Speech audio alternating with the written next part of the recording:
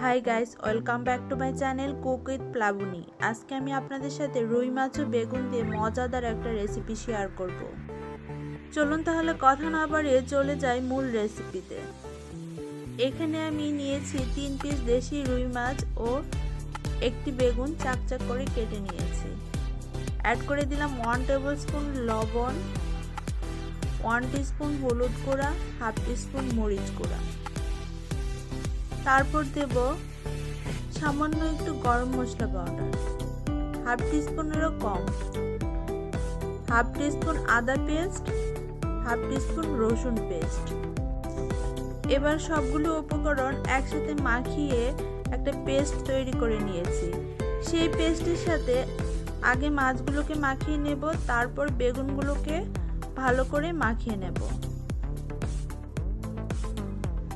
মাখা হয়ে গিয়েছে, এবার আমি আধা ঘন্টার জন্য রেস্টে রেখে দেব।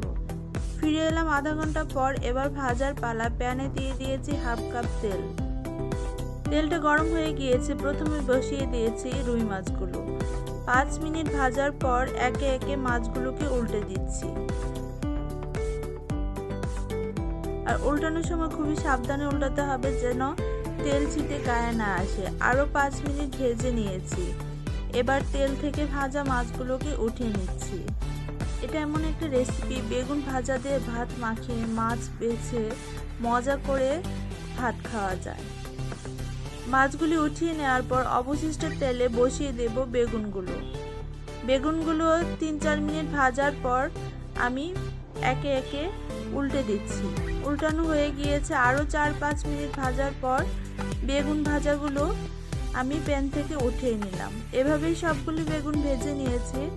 অবশিষ্ট তেলে অ্যাড করে দিলাম 1/2 কাপ পেঁয়াজ কুচি, 5-6টি চেরা কাঁচামরিচ।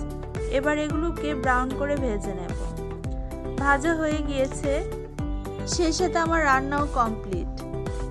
এবার পেঁয়াজগুলোকে ভাজা রুই মাছ ও বেগুনের উপর ছড়িয়ে দিয়েছি। তো গাইস, তৈরি হয়ে গেল মজাদার রেসিপি রুই বেগুন মশলা ভাজা। সবাই ভালো থাকবেন। Bye bye.